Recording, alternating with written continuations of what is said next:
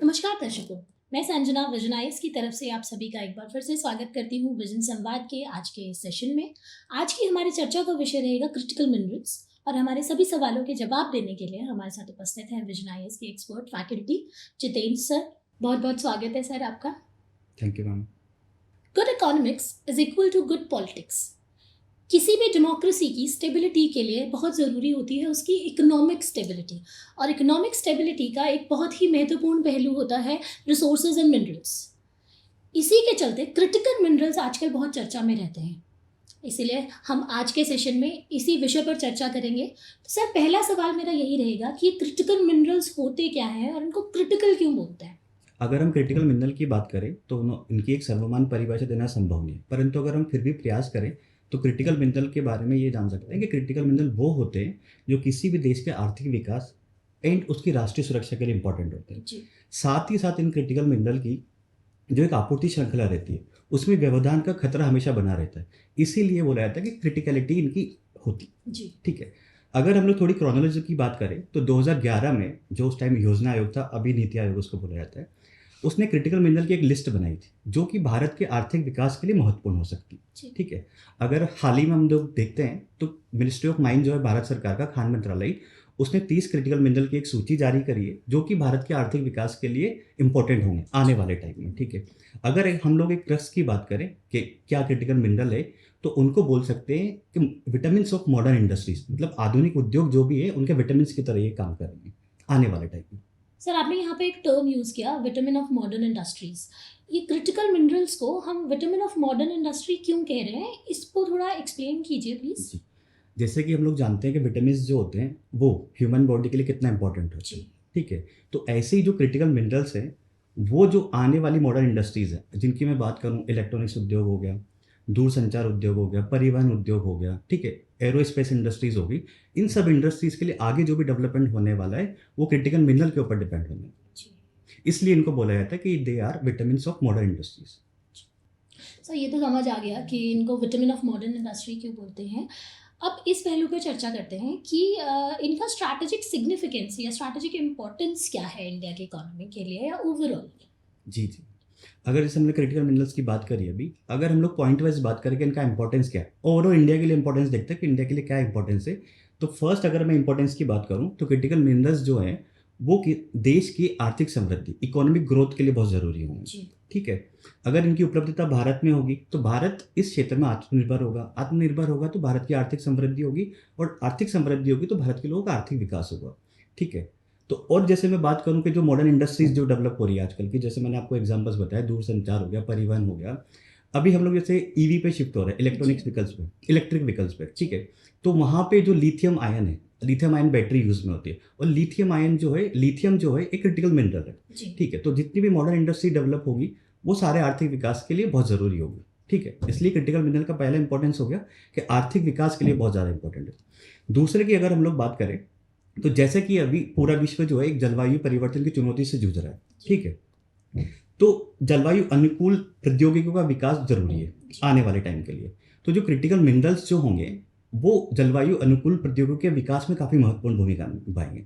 जैसे कि अगर मैं आपको एक एग्जाम्पल बताऊं कि सोलर पैनल जो बनते हैं उसमें एक चिप यूज़ होती है। ठीक है, सोलर पैनल को बनाने के लिए उसमें सिलिकॉन का यूज़ होता है, और सिलिकॉन एक क्रिटिकल मिनरल में शामिल है। ठीक है, थर्ड अगर हम लोग बात करें कि इंडिया के लिए क्या इंपॉर्टेंस है, तो इंडिया का जो डिफेंस सेक्टर है, हमें पता है कि हम लोग इंडिया में जो जितने भी रक्षा उपकरण होते हैं वो आइदर हम लोग रूस से आयात कर रहे हैं, अमेरिका हो गया, इजराइल हो गया, फ्रांस हो गया, वहाँ से आयात करते हैं। ठीक है, भारत को देखा जाए तो भारत आत्मनिर्भर नहीं है इस क्षेत्र में। ठीक है, तो क्रिटिकल मिनरल्स जो होंगे वो भारत की जो ये रक्षा क्षेत्र है इसको बढ़ाने में, या रक्षा उपकरणों को विनिर्माण में भारत में, या रक्षा प्रौद्योगिकी के विकास में काफ़ी महत्वपूर्ण भूमिका निभाएंगे। जैसे कि निकल एक इंपॉर्टेंट क्रिटिकल मिनरल है, वो डिफेंस इंडस्ट्री में काफ़ी इंपॉर्टेंट होता है। और चौथा हम लोग अगर बात करें तो अगर क्रिटिकल मिनरल का भारत में खनन होगा, प्रसंस्करण होगा या उत्पादन होगा, तो क्रिटिकल मिनरल का अगर भारत में खनन, उत्पादन और प्रसंस्करण होगा तो भारत में रिसर्च एंड डेवलपमेंट, इनोवेशन आएगा। साथ ही साथ भारत के जो लोग हैं उनके लिए एम्प्लॉयमेंट जनरेशन, रोजगार के अवसर भी सृजन, ये सारे मैम इसके इंपॉर्टेंस। से देखा जाए तो इम्पोर्टेंस के मामले में डिफेंस सेक्टर के लिए भी इम्पोर्टेंट है, क्रिटिकल मिनरल्स एनवायरनमेंट के लिए भी इम्पोर्टेंट है, इकोनॉमी के लिए भी इम्पोर्टेंट है। तो एक जाहिर सा सवाल ये भी आता है कि इतनी इम्पोर्टेंट अगर कोई चीज़ है इकोनॉमी के लिए, तो चैलेंजेस उसमें कुछ विद्यमान चैलेंजेस भी रहेंगे। जी तो उन चैलेंजेस के ऊपर थोड़ा डिटेल में हमें समझाइए।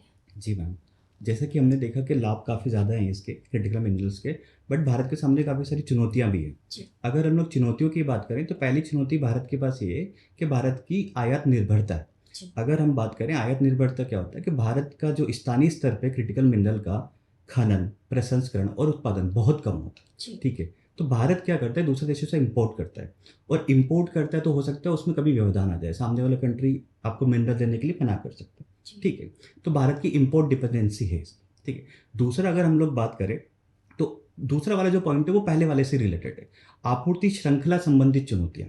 ठीक है, क्रिटिकल मिनरल्स का जो उत्पादन होता है वो कुछ एरियाज में ही कॉन्सेंट्रेटेड है। ठीक है, अगर उस एरियाज में कुछ इश्यूज आते हैं, ठीक है, तो क्रिटिकल मिनरल का जो फ्लो है या आपूर्ति श्रृंखला जो है उसमें व्यवधान आने का खतरा हमेशा रहता है। जैसे कि चीन जो है वो कुछ क्रिटिकल मिनरल का 60 to 70% तक उत्पादन करता है, और आपको पता है कि इंडिया और चीन का रिलेशनशिप कैसे है, संबंधों में तनाव रहता है हमेशा। तीसरी अगर हम लोग बात करें तो व्यापार संबंधी समझौते जो होते हैं वो क्रिटिकल मिनरल को प्रभावित करते हैं। जैसे कि भारत ने इंपोर्ट करने के लिए बहुत सारे देशों के साथ व्यापार समझौता किया हुआ है, परंतु अगर जो संबंधित देश है वो अपनी व्यापारिक नीतियों में परिवर्तन लाता है तो भारत में भी क्रिटिकल मिनरल का जो फ्लो है या जो आपूर्ति है वो प्रभावित हो सकती है। जैसे कि जो हाल ही में एक एग्जांपल आया है, इंडोनेशिया जो है एक कंट्री, वो निकल जो एक क्रिटिकल मिनरल है उसका वहाँ पे सबसे बड़ा भंडार है, और हाल ही में इंडोनेशिया ने अपने वहाँ से उसका एक्सपोर्ट बैन कर दिया। ठीक है, चौथा इंडिया में जो इशू है वो ये है कि इंडिया में क्रिटिकल मिनरल की भारत में कितनी आवश्यकता होगी आने वाले टाइम पे, कहाँ कहाँ क्रिटिकल मिनरल को यूज़ करना है, उसको लेके एक पीरियडिक रिव्यू नहीं होता, आवधिक आकलन नहीं होता भारत में। ठीक है, और भारत में अगर अन्य चुनौतियों की मैं बात करूं तो अन्य चुनौतियों में आएगा कि भारत के पास टेक्नोलॉजी नहीं है प्रॉपर। ठीक है, एक कुशल मानव संसाधन नहीं है, ह्यूमन रिसोर्सेज की जिसकी बात करते हैं। और तीसरी चुनौती भारत के पास जो है निजी निवेश नहीं है, क्रिटिकल मिनरल का जो क्षेत्र है उसमें निजी निवेश काफ़ी कम है। तो मैम ये कुछ उसकी 4-5 चुनौतियाँ। सर जैसे कि आपने बताया कि import dependency and multi party alliance dependency on other countries, इस तरह के बड़े सारे चैलेंजेस हम क्रिटिकल मिनरल्स के रिगार्डिंग फेस कर रहे हैं। तो अगला एक जाहिर सा सवाल ये उठ के आता है कि क्या हम ग्लोबल लेवल पे इसके लिए कोई स्टेप्स उठा रहे हैं, और क्या भारत इन किसी भी ऐसे सोल्यूशन का हिस्सा है या नहीं? जी मैम, तो अगर हम लोग इंटरनेशनल लेवल पे बात करें जो कि क्रिटिकल मिनरल को लेकर अगर कोई पहल चल रही हो या कोई एजेंसी इसमें काम कर रही हो, तो 3 महत्वपूर्ण बिंदु इसमें आते हैं, 3 एजेंसीज और 3 इनिशिएटिव के नाम आते हैं।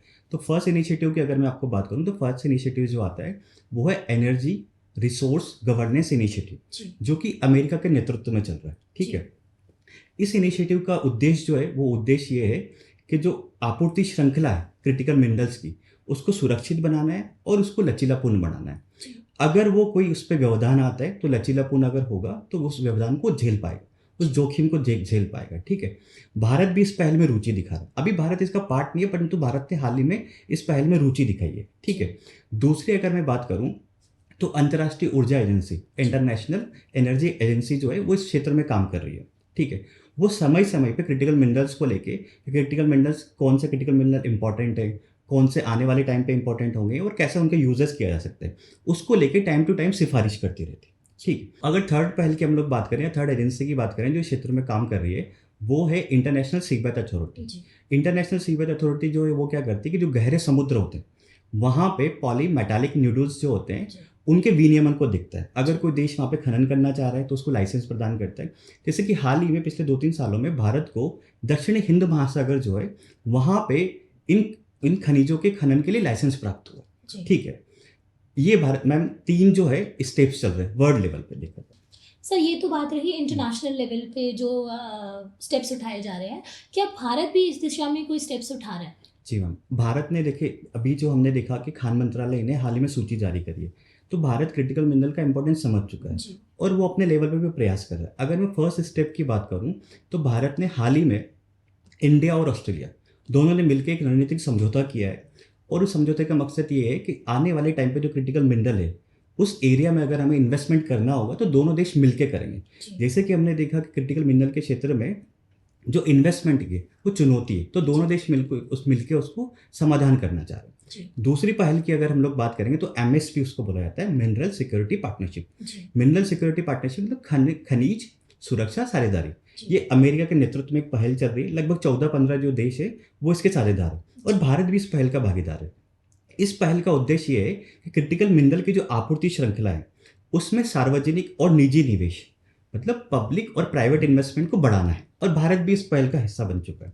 ठीक है। तीसरी जो पहल है वो है सप्लाई चेन रिजिलियंस इनिशिएटिव। जी ठीक है, आपूर्ति श्रृंखला लचीलापन पहल। जी ये जो है पहल कोविड के टाइम पे भारत, जापान और ऑस्ट्रेलिया तीनों ने मिलकर शुरू करी थी। जी इस पहल का मकसद ये है, या इस पहल का उद्देश्य की मैं बात करूं तो वो ये है, एक तो चीन पे जो तीनों देशों की निर्भरता है उसको खत्म करना है। जी ठीक है, साथ ही साथ आपूर्ति श्रृंखला जो है खनिजों की या फिर जो क्रिटिकल मिनरल्स की जो है उस पे उसको अधिक सुरक्षित बनाना है, उसको अधिक लचीलापूर्ण बनाना है। जी। तो भारत 3 पहलों का भागीदार है और अपने स्तर पे भी प्रयास कर रहा है इस क्षेत्र में।